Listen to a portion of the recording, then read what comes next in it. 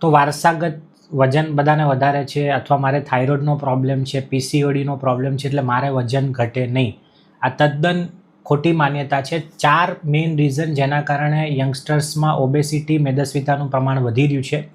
સૌથી પહેલાં તો જે મોબાઈલ એડિક્શન, સ્ક્રીન એડિક્શન છે એનો આપણે ઓછું કરવું પડશે. ફિઝિકલ એક્ટિવિટી ડેઇલી 40 મિનિટ આપવી જ પડે.